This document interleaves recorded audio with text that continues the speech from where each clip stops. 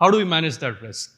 Now, looking at the security operations overall today, unfortunately, a lot of partners today in the name of, I would just term it as vendors, come in and talk great and with a context of solving for the problems. But the reality is when you start adapting the security practices and look and emerge for the risk, things just don't work in reality. And that has taken tremendous amount of hit.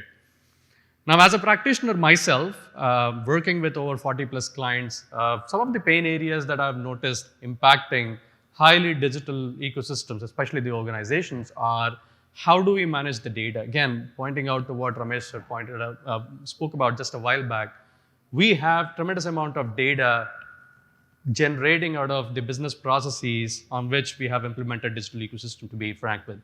Now, from a security standpoint also, it is actually a data problem, honestly speaking, because as a risk officer, when you talk to your chief risk officer, when you talk to your CISOs, one of the problems that a CISO go through, unfortunately, is juggling around multiple vendors or multiple technology stacks.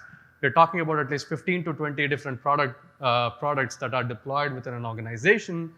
There are teams which are plugged in to support these products, and nonetheless, attacks keep happening. The second aspect is we have tried to solve for that problem by deploying a white elephant called security investigation and event management system.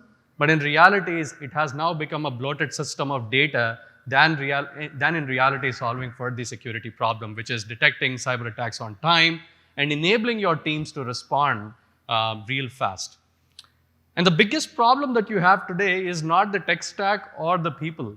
It is the contracts that you have signed with these vendors over a period of time. Some of them are so sticky in nature that it becomes really hard for you to move ahead and plan something further. As the gentleman pointed out a while back, you as the technology leaders in the banking space have to think about what has been happening in past and present and how do you be future ready, which means you need to relook into the entire technology landscape and the overall processes that you have built around user journeys. And when you do that, you would get exposed to more amount of risk.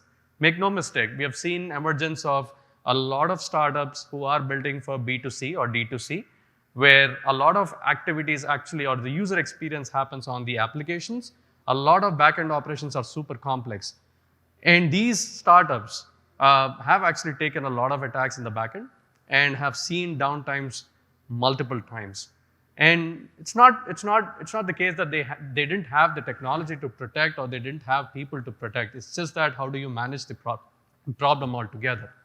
Now, there is this new jargon or acronym as vendors we have coined out in the market called XDR, or Extended Detection and Response, which is also in reality not solving for the problem, but only complicating it further in terms of overall cost and overall people management experience as well.